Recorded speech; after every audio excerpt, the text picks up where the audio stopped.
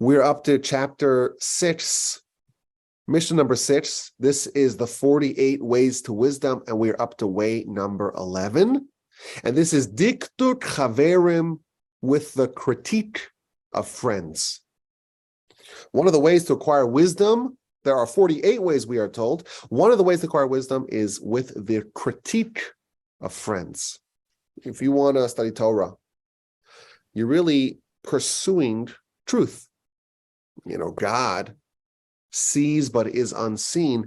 God is beyond the human purview. But we are still required to pursue our understanding of God as best as we can.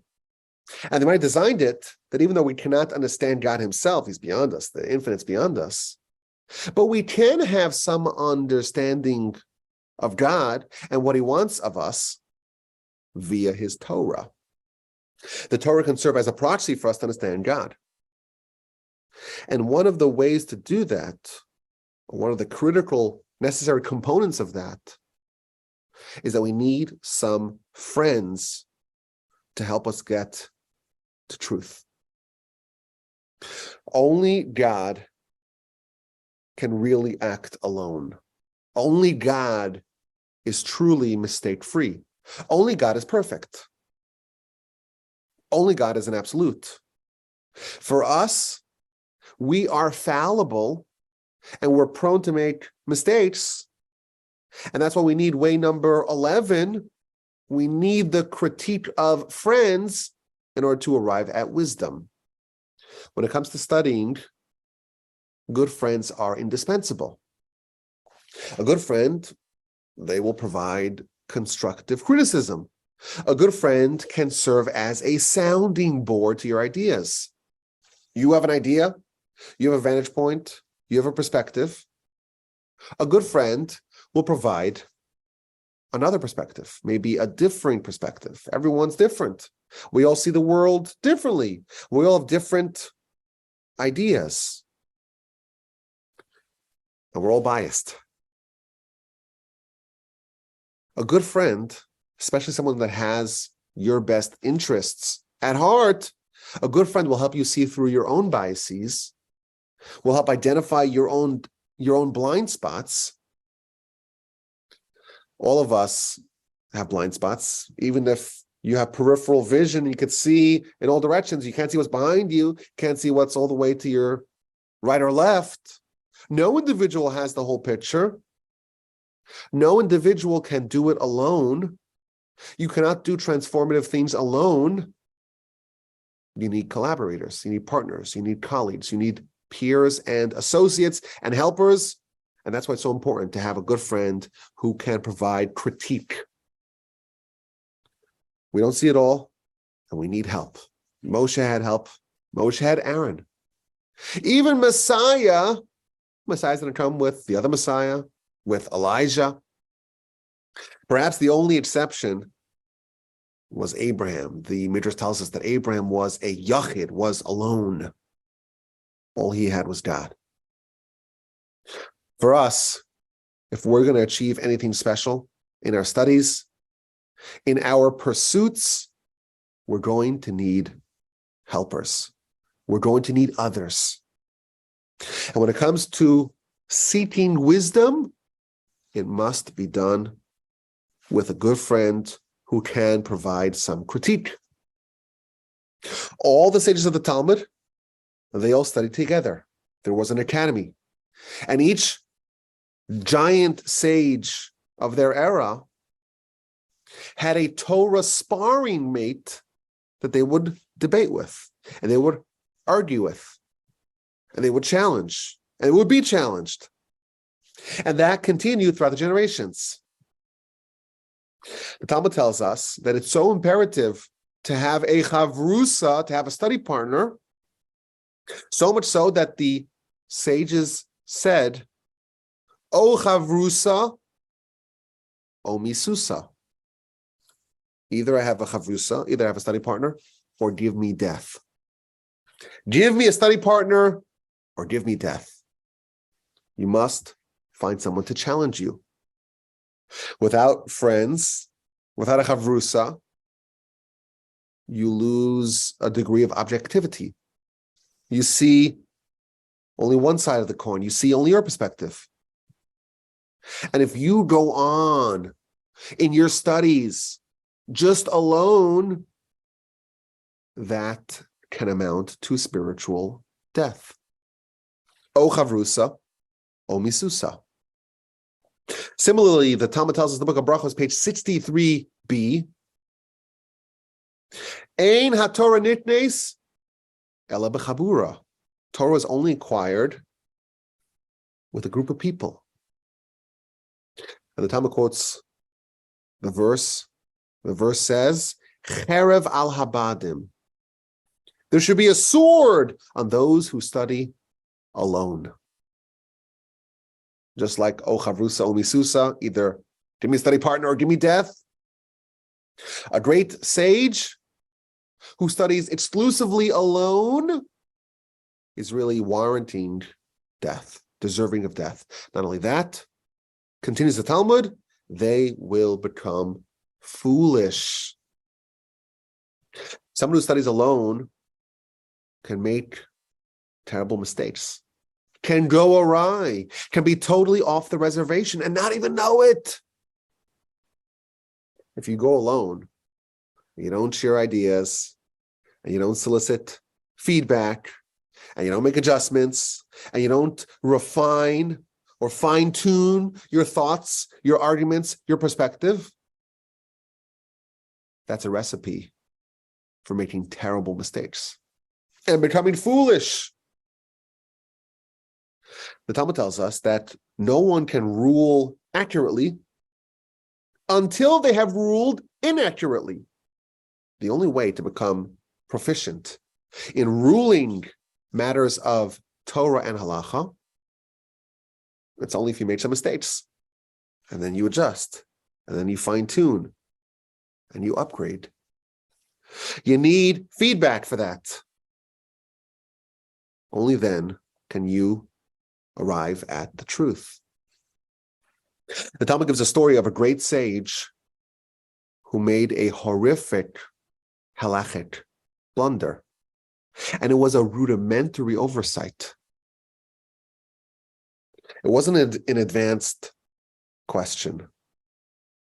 And the Talmud says because he studied alone. When you study by yourself exclusively, you can make gross mistakes without even realizing how far off you are. But when you study with a friend, not only will you avoid those gross mistakes and those bad ideas, but even your good ideas will be further developed, will be further illuminated. You have an idea, but it could be tweaked, it could be honed, it could be sharpened, it could be expanded when you share that idea. You could add more insight, more perspective, refine the idea, hone the idea. The Talmud likens two study partners who are studying together to two swords that are grating against each other, each one becoming sharper from this experience, each one benefiting and being upgraded from this experience. The Talmud talks about the great Rabbi Yochanan. He's one of the first authors of the Talmud. And he had a study mate, a study partner, who also was his brother-in-law, Rabbi Shimon ben Lakish. Rabbi Shimon ben Lakish, known, of course, as Reish Lakish. And after Reish Lakish passed, Rabbi Yochanan was distraught. He had no one to argue with. He had no one to debate with. So all the sages were trying to come up with a solution. And they told one of their colleagues, Rabbi Elazar, why don't you go discuss your ideas with Rabbi Yochanan? Go try to replace Reish Lakish. After all, Rabbi Yochanan, he's the greatest sage. He needs someone really, really sharp you're a candidate. So Rabbi Elazar goes and he studies with Rabbi Yochanan. And Rabbi Yochanan presents an argument. And Rabbi Elazar is very sharp. He says, wow, that's a good argument. And I even have lots of proofs to your argument. Look, I have this proof, I have that proof. Because Rabbi Yochanan says, I don't need your proofs. I don't want a proof. I want a challenge. When Reish Lakish was here, I would say something. He wouldn't bring me proofs. He would raise 24 challenges, 24 questions to try to disprove me. And then I would have to come up with 24 different answers. And the result of that was an expansion of Torah. I don't need someone to prove what I'm saying. I need someone to challenge it. You're proving it. I know it's true because I'm saying it. I need someone to act as a foil to disagree with me. And Rabbi Yochanan lapsed into depression. And he ripped his clothing. And he was crying. And he was wailing. And he was saying, Reish Lakish, where are you? I need you. Until he went insane. And the rest of the rabbis got together and they did something very unusual and unexpected. They prayed that he would die. And in fact, Rabbi Yochanan died. Oh, chavrusa, oh misusa. Give me a chavrusa or give me death. If you're really committed to finding the truth, to trying to understand God as best as you can, you're not going to arrive there without some help. And of course, this demands of us to be receptive to other people. By default, we start off as being very biased and seeing things from our perspective. It's very hard for us to admit when we are wrong. We all have a different mind and a different way of seeing things. And specifically through the clash of different minds, each one independently seeking truth, only through that process does the truth, the whole truth, and nothing but the truth, come to light. Even today, thousands of years after Rabbi Yochanan, well, almost 2,000 years after Rabbi Yochanan and Reish Lakish had their debates, today, yeshiva system is designed the same way. Everyone has a study partner. And the right kind of study partner is someone who is basically on the same level, but is a little bit different. And the same ability, but a different perspective, and each pursuing truth, that's a magical formula for each one of them to be sharpened from that experience. Now, this idea can extend to even teaching or having a weaker study partner. In some instances, when you have a weaker study partner, it actually might be ideal. Because if you're studying with someone who is on your level or even higher, you could rely on a lot of jargon. You could take things for granted. You could skip over steps. And you could have gaps in your knowledge.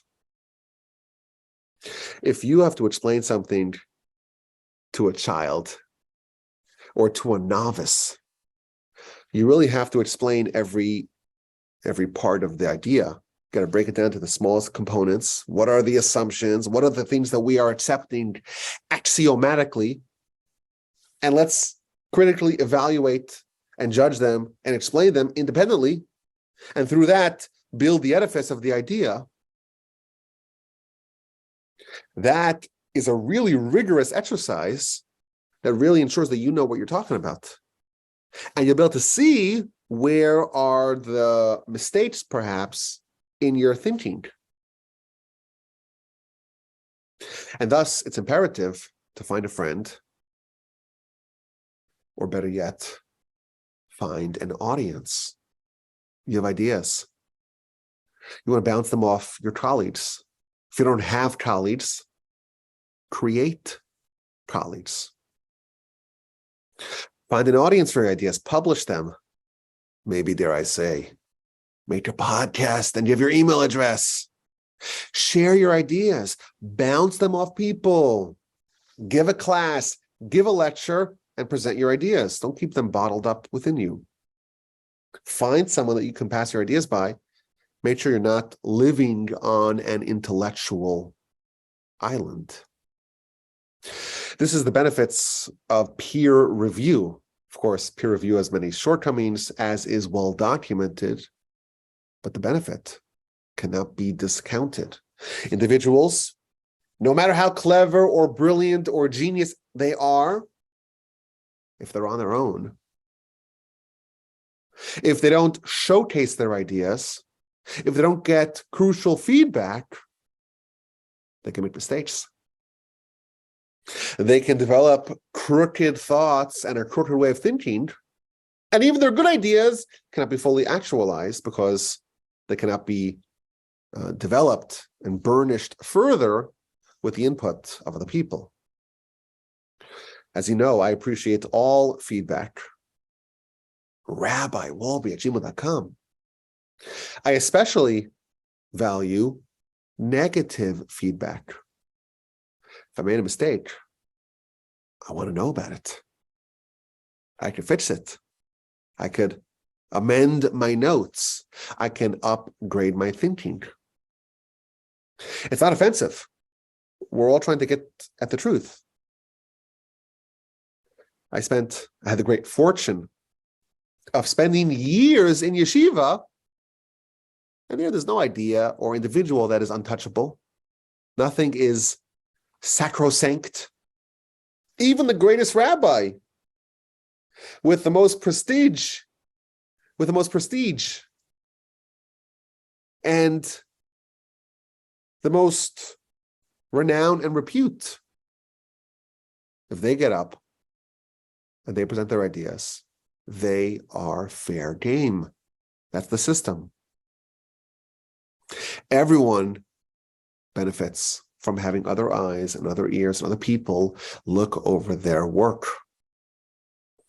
It was common for all the great sages, even the ones who lived by themselves, to write to each other, to talk with each other. Even the great Rabbi Shimon Bar Yochai, in his cave for 13 years, he had his son. They all had study partners. The great Rabbi Eliashiv, who always studied by himself, every single day gave a daily public lecture, open to the public. And it was encouraged for people to comment and to challenge him. This is a necessary part of the pursuit of wisdom. Good friends who can give you critique. Now, as is true with many of these 48 ways to wisdom, it's not just in matters of study that this is imperative. In all manners of our life, all aspects of our life, all aspects of our personal development, having a good friend is a real boon. A good friend, someone could sit you down, tell you what you need to hear, run an intervention. Someone who could be there for you when you need their love, when you need their support, or when you need their critique. Someone who can hold you accountable. This is all necessary.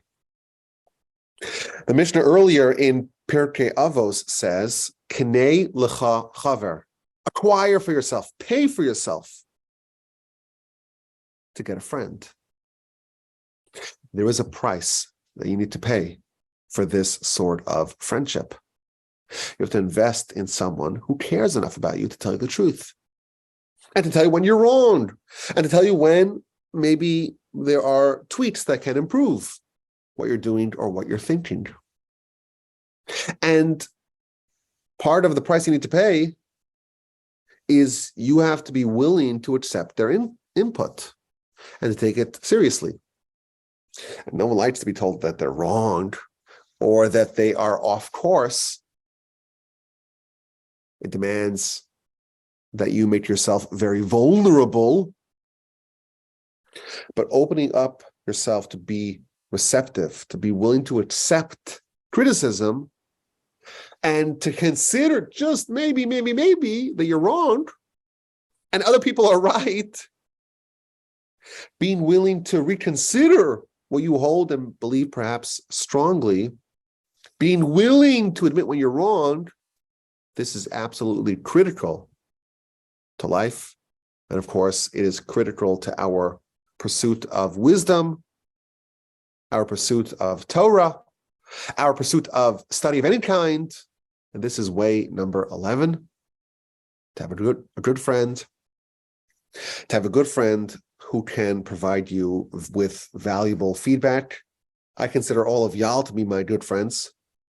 If there's ever something that I say that you find is either wrong or can be improved or can be expanded, please send me an email, rabbiwolbe@gmail.com.